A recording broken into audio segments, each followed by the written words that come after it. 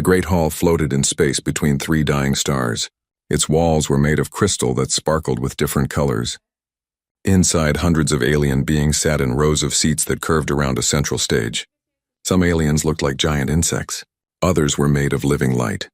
Some had too many arms or eyes that glowed in the dark.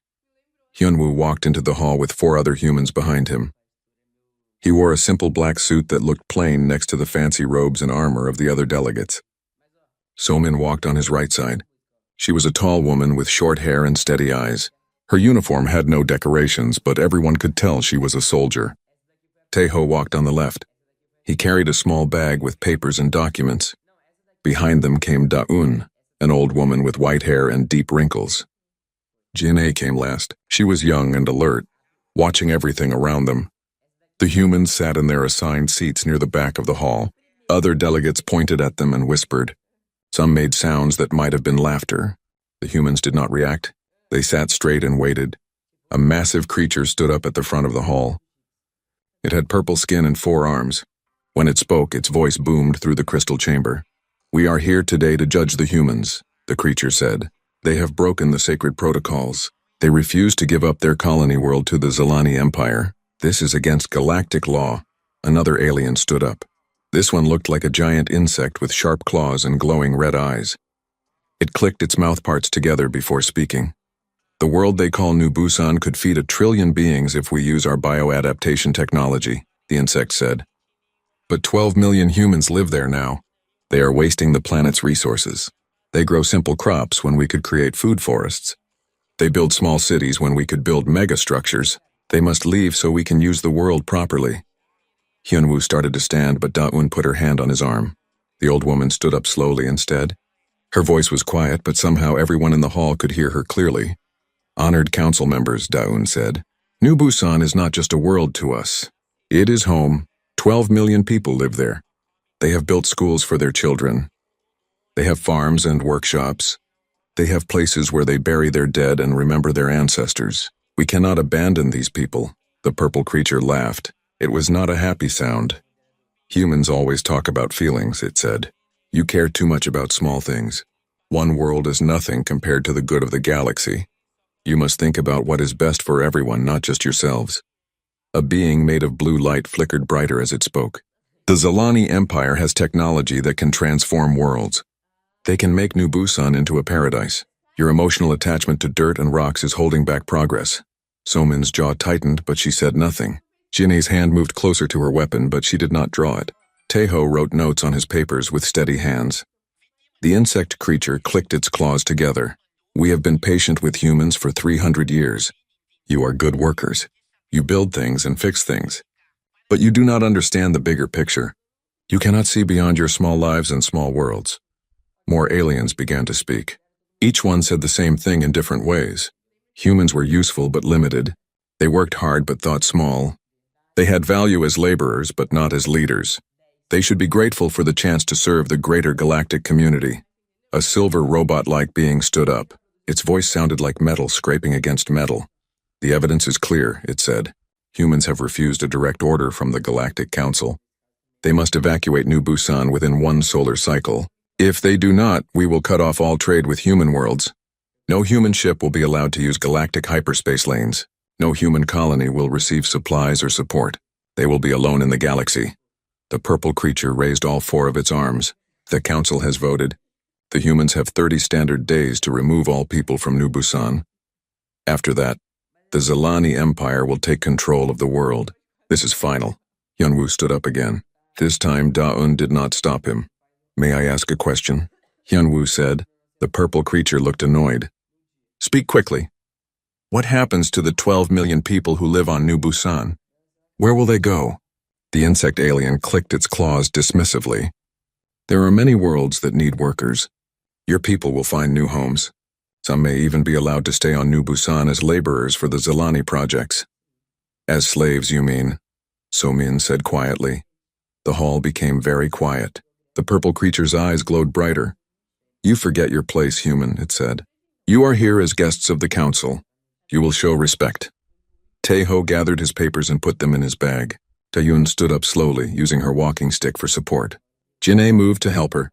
So-min remained perfectly still, but her eyes were cold. "We understand," Hyunwoo said. "The council has made its decision. We will report back to our government." As the humans prepared to leave, the silver robot spoke again. "You will remain here as our guests while your government considers our terms. We cannot risk you returning to your worlds and causing panic or rebellion." The meaning was clear. The humans were prisoners now, not diplomats. The insect alien moved closer to Hyunwoo. Up close, its red eyes looked like burning coals. "Your species has done good work for the galaxy," it said. "You have built many of our space stations. You have mined resources from dangerous worlds. You have maintained our technology. But you must learn your place. You are workers, not decision-makers. Accept this, and you will continue to have a role in galactic civilization." Hyunwoo looked at the alien for a long moment.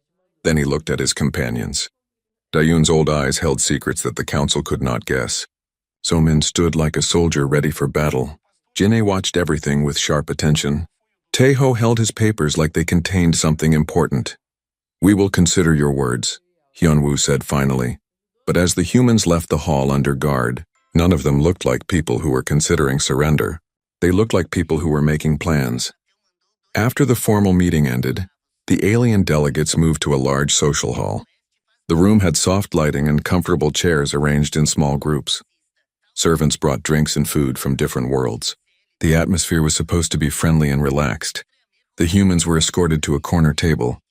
Guards stood nearby, pretending to be casual but clearly watching every move. Hyunwoo and his team sat quietly, but they could hear every conversation in the room. The aliens were not trying to whisper. The insect creature that had spoken earlier was talking to a group of other delegates. Its voice carried clearly across the room. "Humans are so emotional," it said, clicking its claws together in what might have been laughter. "They form attachments to places like animals mark territory. It is quite primitive when you think about it." A being made of shifting blue energy flickered brighter. "I studied human psychology once. They actually feel pain when separated from familiar places. Can you imagine? Physical pain from leaving a location. It is no wonder they make such poor strategic decisions." So-min's fingers tightened around her drink cup, but her face showed nothing. Jinhye continued to eat her food with steady hands. Dayun looked like she was not paying attention at all. Near the center of the room, a group of the most powerful delegates had gathered. The purple creature from the council sat with beings from the richest and strongest empires in the galaxy. Their conversation was loud and careless. "The problem with humans is that they waste time on useless things," said a tall, thin alien with golden skin. "They create art instead of focusing on efficiency. They tell stories instead of studying science. They spend years raising their children when they could be producing workers." The silver robot being made a sound like grinding gears. "My analysis shows that humans spend 37% of their time on activities that provide no economic benefit. They sleep too much. They play games. They have celebrations for events that happened long ago. It is highly inefficient." A new voice joined the conversation. This alien looked almost human but had scales instead of skin and eyes that glowed green. "Still, they have their uses," it said. "Human workers built most of our orbital stations. They maintain the hyperspace communication networks. They operate the mining equipment on dangerous worlds. They breed quickly and work without complaint most of the time." The purple creature nodded its massive head. "Exactly. They are useful tools, but tools should not make decisions about how they are used. A hammer does not choose which nail to hit." Taeho wrote something on his papers. His handwriting looked calm and neat, but Hyunwoo noticed the man's jaw was tight. The conversation continued, growing more insulting with each comment. The alien seemed to enjoy talking about humans while the human delegates sat just a few meters away. "Human breeding patterns are interesting," said an alien that looked like a walking tree with many eyes. "They form pair bonds and invest heavily in small numbers of offspring. More efficient species produce many young and let the weak ones die. Humans try to save every individual, even the defective ones. Their medical practices are wasteful," agreed the golden-skinned alien. "They spend enormous resources keeping elderly and disabled individuals alive. In a properly managed society, those resources would go to productive members." Dayun's knuckles were white as she gripped her walking stick, but her face remained calm. She even smiled slightly as if she found something amusing. The insect creature moved closer to the human table. It seemed to be enjoying itself. "Of course, some human individuals show promise," it said, speaking directly to the humans now. With proper guidance and training, a few might even be suitable for minor administrative roles. But as a species, you lack the intellectual capacity for true leadership. Hyunwoo looked up at the creature. Thank you for sharing your perspective. The insect seemed disappointed by the calm response. It tried again. Your attachment to that colony world proves my point. A rational species would calculate the resource efficiency and make the logical choice. But humans let emotions override logic. You would rather see billions suffer than accept that your small group must relocate. Interesting viewpoint, Somin said quietly. The purple creature had been listening and decided to join the conversation. It walked over to the human table with heavy steps that shook the floor. Let me explain something to you, it said, leaning down so its face was close to Hyunwoo's. The Galactic Council has been generous to humanity. We could have conquered your world centuries ago. Instead, we offered you partnership.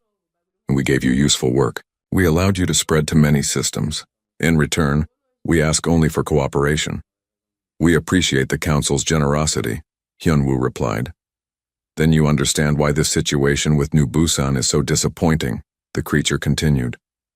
We are not asking you to do anything difficult. Just move your people to new locations. We will even provide transportation. Some of your people can stay as workers. It is a fair arrangement. The silver robot moved closer as well. Your government's refusal shows a lack of wisdom.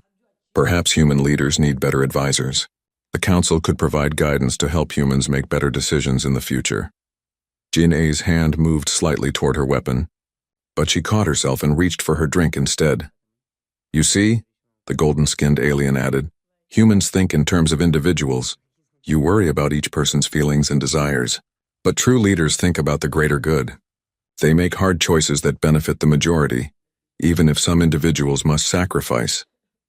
Like the 12 million people on New Busan, Taeho asked. Exactly, the insect creature said, not understanding that it was being criticized. 12 million individuals versus trillions who could benefit from the planet's resources.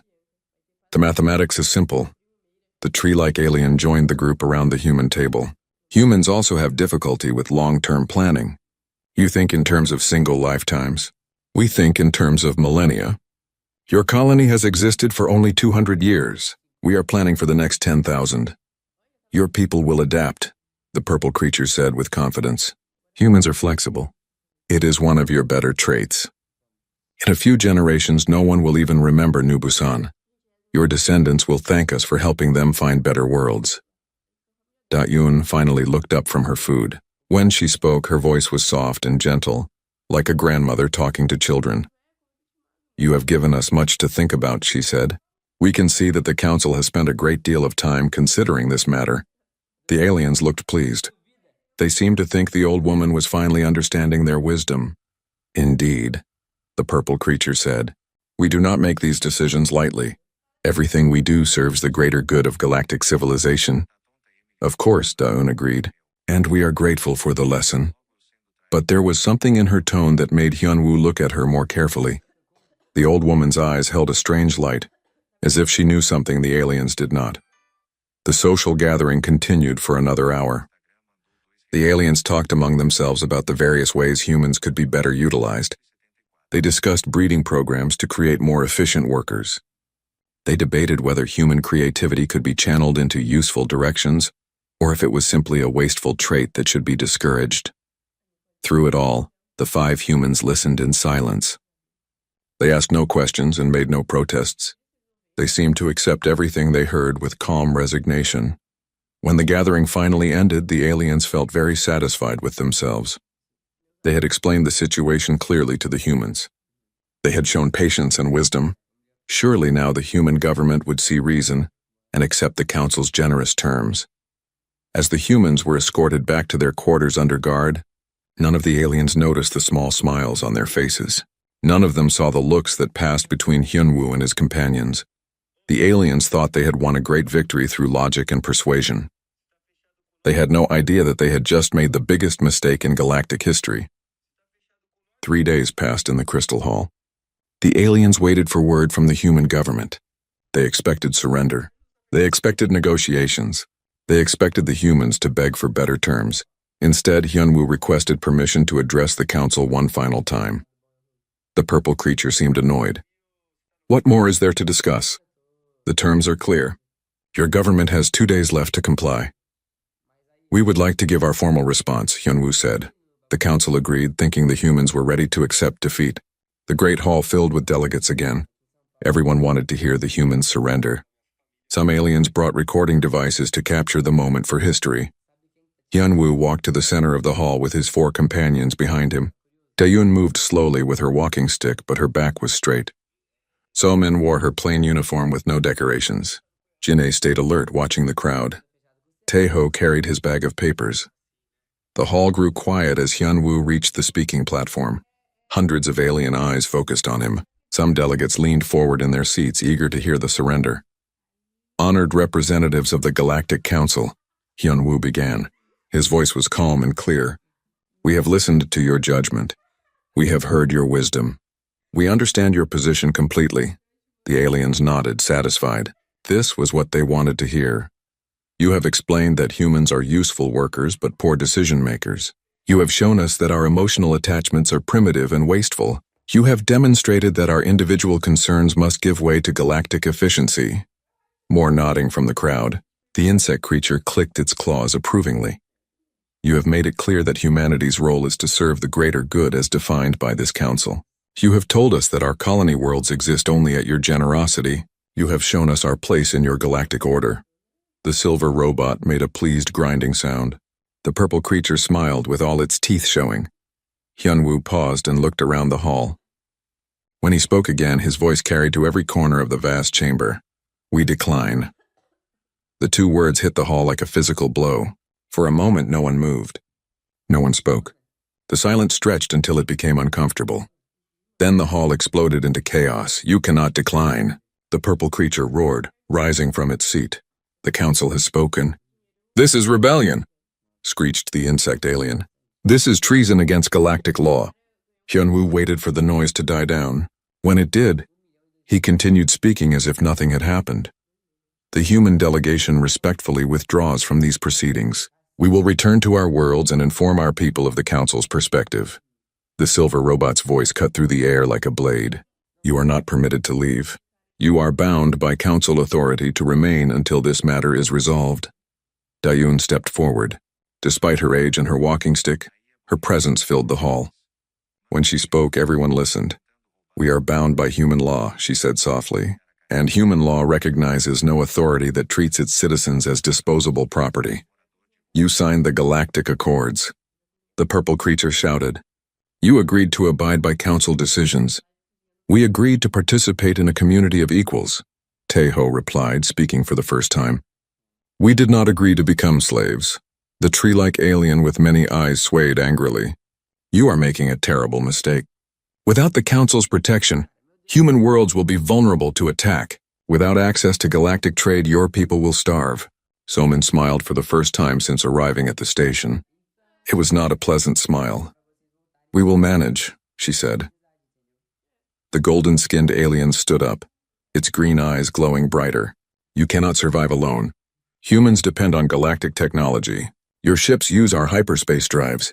Your colonies need our supply networks. Your communication systems run on our networks. Thank you for your concern, Hyunwoo said politely. Without another word, the 5 humans turned and walked toward the hall's exit. Their footsteps echoed in the sudden silence. Stop them, the insect creature screeched. Guards, arrest them! Armed security forces moved to block the exits. They wore powered armor and carried energy weapons. There were dozens of them representing the military might of the galaxy's most powerful empires. The humans kept walking. Jinhye reached into her jacket. The guards tensed, ready to fire, but instead of a weapon, she pulled out a small device that looked like a communicator. She pressed a single button. Every light in the hall went out. Emergency lighting flickered on a few seconds later, casting eerie shadows throughout the chamber. When the delegates could see again, the 5 humans were gone. The guards ran to the exit, but the corridor beyond was empty. Security teams searched the entire station, but they found no trace of the human delegation. The small diplomatic ship that had brought them was still docked in the station's bay, but it was empty. How did they escape? The purple creature demanded. The station is sealed. No ships have launched. The station's commander, a nervous alien with too many tentacles, checked his sensors repeatedly. I don't understand. All docking bays are monitored. All exits are guarded. They should still be here. But they were not. Back in the Great Hall, the council delegates argued among themselves. Some wanted to declare war on humanity immediately. Others thought it was better to wait and let economic pressure force the humans to surrender. They cannot survive without us, the silver robot insisted. Human technology is primitive. They need our hyperspace drives to travel between stars. They need our communication networks to coordinate their colonies. They need our medical technology to treat diseases. In a few months, they will come begging for mercy. The insect creature was less patient. We should send fleets to every human world now. Show them the price of defying the council. No, the purple creature said thoughtfully. Let them feel the consequences of their choice first. When their people start suffering, they will blame their leaders for making this foolish decision. The tree-like alien agreed. Isolation will be more effective than force. Humans are social creatures. They will not be able to bear being cut off from galactic civilization. Orders went out immediately. All human ships were banned from galactic space. All trade with human worlds was forbidden. All communication with human colonies was cut off. Any species that helped humanity would face the same punishment. The council felt confident in their strategy. Humans were stubborn, but they were not stupid. When they realized the full cost of their defiance, they would surrender. The delegates began to disperse, already planning how to divide up human territory once the rebellion collapsed. The Zilani Empire made preparations to take control of New Busan. Mining companies prepared bids for human asteroid colonies. The council's military began planning occupation strategies. None of them noticed that their communication networks were already starting to show problems. Small glitches appeared in data transfers. Routine maintenance protocols began to fail. Navigation systems started giving incorrect readings. The problems were minor at first. Easy to ignore. Easy to explain as random technical difficulties. But they were the first signs that the galaxy was about to discover just how much it depended on the primitive workers it had just dismissed. In the empty corridors of the council station, maintenance robots continued their programmed routines. But the humans who had programmed them were gone. The humans who had maintained them were gone. The humans who had designed the systems that controlled them were gone. Soon the robots began to break down, and no one knew how to fix them. The first sign of trouble came 3 days after the humans disappeared from the council station. Captain Vex of the Crithian Trade Fleet was trying to contact the supply depot at Kepler Station when his communication array went dead. The massive orbital station that served as a hub for half the galaxy's shipping had simply stopped responding to calls. Try a different frequency, Vex ordered his crew. They tried everything. Emergency channels, military frequencies, even the old backup systems. Nothing worked. Kepler Station was silent. When Vex's ship arrived at the station, they found it dark and drifting. The massive structure that could house 1 million beings looked like a ghost ship floating in space. Emergency lighting flickered weakly in some sections. Most of the station was completely black. What happened here? Vex's engineer asked. They docked and boarded the station. Inside, they found chaos. Alien workers wandered the corridors looking confused. Food systems had shut down. Life support was failing in several sections. The great machines that processed cargo and managed trade routes had all stopped working. Where are the humans? Vex asked a Zilani supervisor. Gone, the insect alien clicked its mandibles nervously. They all left yesterday. Every single human on the station just walked away from their jobs. They said nothing. They took nothing. They just left. Vex looked around at the broken systems and failed machinery. But who is going to fix all this? The Zilani supervisor's compound eyes showed confusion. We thought you would know. The humans always handled the technical work. We supervised them, but they did the actual repairs and maintenance. It was the same story across the galaxy. Human workers were disappearing from every station, every colony, every ship. They left their posts without warning and without explanation. Most disturbing of all, no one could find them afterwards. On the industrial world of Forge Prime, the massive manufacturing plants ground to a halt when their human operators vanished. The alien overseers pressed buttons and pulled levers, but nothing happened. The machines remained silent. How do we restart the assembly lines? Demanded the Vorthak factory manager. His alien assistant stared at control panels covered with switches and displays. The humans never let us learn the technical details, one admitted. They said it was too complicated for us to understand. Then call the human technical support teams. We tried. All human communication channels are dead. It is like they never existed. The same scene played out on mining worlds, agricultural planets, and research stations. Everywhere humans had worked, systems were failing. But the humans themselves had vanished completely. In the council chambers, emergency meetings were called every few hours. Reports poured in from across the galaxy. The situation was getting worse by the day. Food production is down 40%, reported the agricultural supervisor. Human-operated farms have all gone silent. The automated systems they installed are shutting down one by one. Mining operations are failing everywhere, added the industrial coordinator. The extraction equipment that humans built requires constant maintenance. Without them, the machines are breaking down. The silver robot's voice ground with increasing distress. My analysis shows critical failures in transportation networks. 70% of cargo ships use human-designed navigation systems. Without human technicians to maintain them, space travel is becoming dangerous. The purple creature slammed its 4 fists on the table. How did we not know about this dependency? How did humans become so critical to our operations? They were just workers. The insect alien clicked defensively. We thought they were following our instructions. We did not realize they had designed everything themselves. A new report arrived that made everyone freeze. The Zilani Empire's first attempt to claim New Busan had met with disaster. Admiral Klex of the Zilani fleet had approached the human colony world with a small battle group. They expected to find a defenseless planet ready for occupation.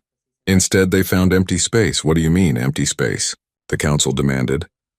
The planet is gone, Admiral Klex reported over a crackling communication channel. Not destroyed, gone. There is no debris, no energy signature, no indication that a world ever existed in that location. That's impossible, the tree-like alien said, its many eyes blinking in confusion. Planets do not just disappear. Send a larger fleet, the insect creature ordered. Search the entire system. The second Zilani fleet was 10 times larger than the first. It included the Empire's most advanced sensor ships and scientific vessels. They spent a week scanning every asteroid and gas cloud in the system where New Busan should have been. They found nothing. Worse, when the fleet tried to return to Zilani space, half their ships suffered navigation failures. The human-built guidance systems that had worked perfectly for centuries suddenly could not calculate hyperspace jumps. 3 ships were lost when they jumped to the wrong coordinates and ended up inside a star. Back on the council station, the purple creature was studying reports that made no sense. Every human colony has gone dark, it read aloud. Not destroyed. Not evacuated. Dark. Our ships cannot detect them with any known sensors. Perhaps they are hiding behind some kind of stealth technology, suggested the golden-skinned alien. What stealth technology? The silver robot demanded. Humans had no advanced science. They were laborers and technicians. They built things according to our designs, did they? Dayun's voice came from behind them. The council members spun around in shock. The old human woman stood in the doorway of the chamber, leaning on her walking stick. She looked exactly the same as when she had walked out 3 days ago. Impossible, the purple creature gasped. How did you get aboard this station? Our security is perfect. Dayun smiled like a grandmother watching children play. Your security was designed by humans. Built by humans. Maintained by humans. Did you really think it would keep humans out? Guards rushed toward her, but she raised one hand and they stopped in their tracks. They looked confused as if they had forgotten why they were moving. Where are our workers? The insect alien screeched. What have you done with them? They came home, Daun replied simply. All of them. Every human in the galaxy. We called and they answered. Called how? We cut all communication to human space. The old woman's eyes twinkled with amusement. You cut communication systems that you knew about. Did you think those were the only ways humans could talk to each other? The silver robot's voice was filled with mechanical panic. Our infrastructure is collapsing. Billions of beings will die if the life support systems fail. You must send your workers back, must we? Dayun asked politely. Yes. This is madness. You cannot let innocent people suffer because of politics. Dayun's expression became serious. You were ready to let 12 million innocent people suffer for your politics. What makes your people more important than ours? We offered to relocate your colonists, the purple creature protested. We would have found them new homes. As slaves, Daun said quietly. as property to be moved around for your convenience. You made it very clear what you think of human lives. The tree-like alien swayed frantically. This is different. This is about the survival of galactic civilization. Is it? Dawn asked. Or is it about the survival of a system that treats some people as tools? She turned to leave, then paused and looked back. Oh, and about New Busan, she said casually. It is perfectly safe. The people there are happy and healthy. You just cannot find it anymore. Where is it? The insect alien demanded. Somewhere you cannot reach, Dawn replied. Somewhere you cannot threaten. Somewhere our children can grow up free. This is impossible. Planets cannot be moved. The old woman smiled again. 300 years ago you said space travel was impossible for humans. 50 years ago you said we could never understand hyperspace technology. Last week you said we were too primitive to make our own decisions. She walked toward the door, her walking stick tapping on the floor. Perhaps you should stop assuming you know what humans can and cannot do. As she reached the doorway, Dayun paused one more time.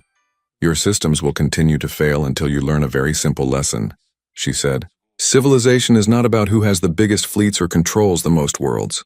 It is about how you treat the people who trust you with their lives. Then she was gone, leaving the council members staring at empty space.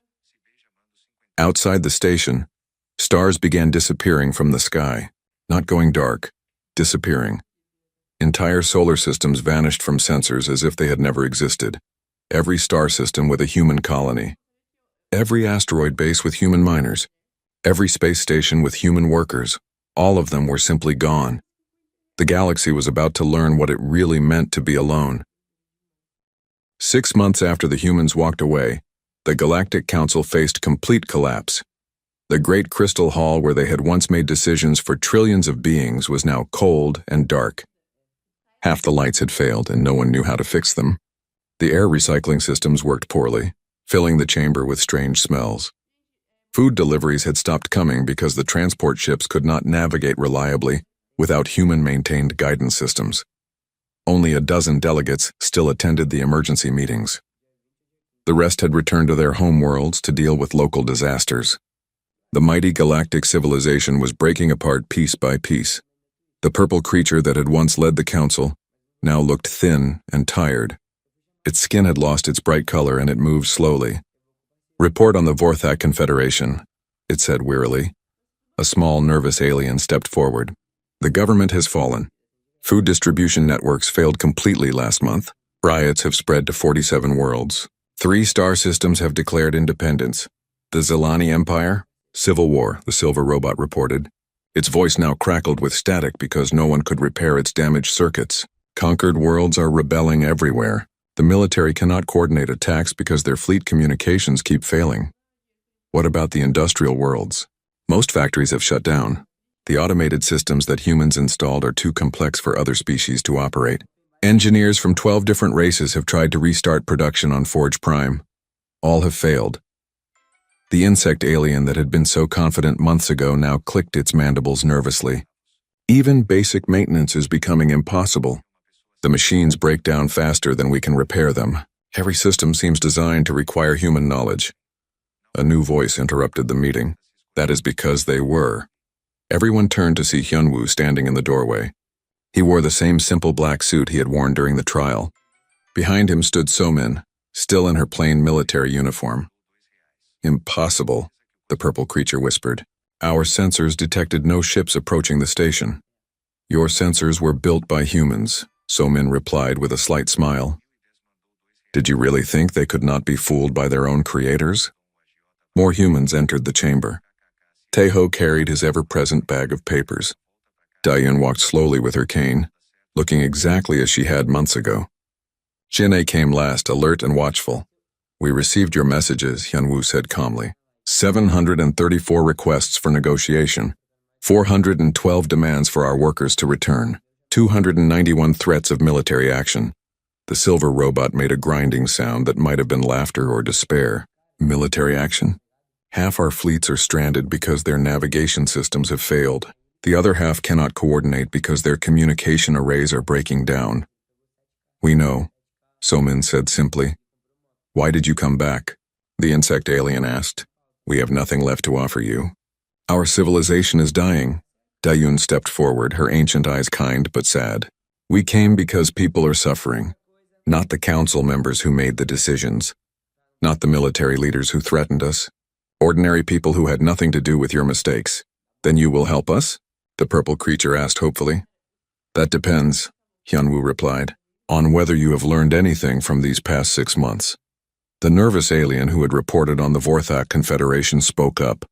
We have learned that we depend on humans more than we realized. We are prepared to offer better terms for your workers. Taeho pulled a paper from his bag and read from it. Your latest offer includes a 20% increase in wages for human workers, improved living conditions on industrial worlds, and representation on local governing councils. Yes, the purple creature said eagerly. We are willing to treat human workers much better than before. Workers? Somin repeated quietly. Well, yes.